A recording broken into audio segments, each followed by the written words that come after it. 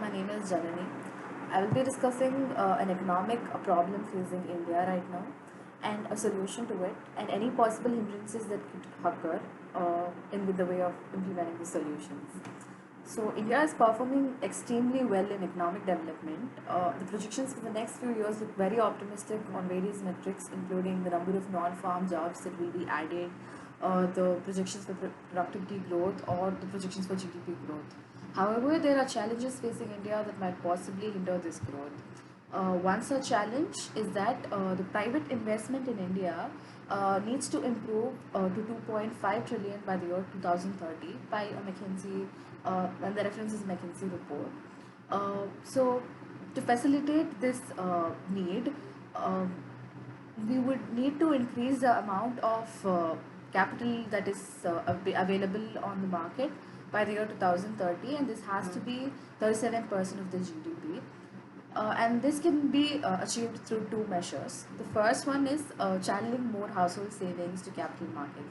For an emerging economy like India, it is important to have domestic capital generation on top of foreign investments, and this can be achieved by raising the household savings rate to 19% of GDP.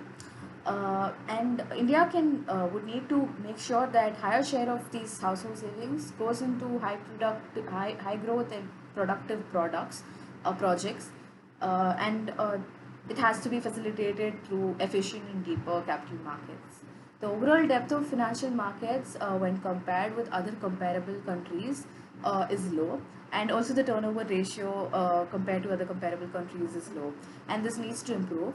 One way to do that would be to lower the taxes on dividends and capital gain, a sophisticated share market with lower transaction costs that would encourage households into saving.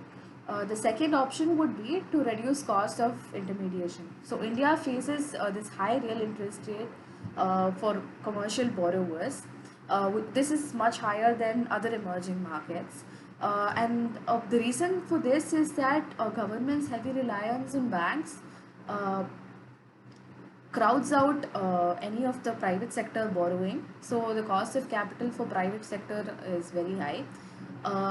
This can be addressed through a couple of measures. One is through reducing the statutory liquidity ratio, and another would be to address the non-performing assets problem. This can possibly done through having special banks that will provide a backing to the NPAs and regulate this issue. And Yeah, these are the couple of measures that I suggest. And a major barrier to this would be there needs to be a good understanding between the central government and all the state governments for all these measures to work, and that needs to be facilitated through a good coordination mechanism. So thank you.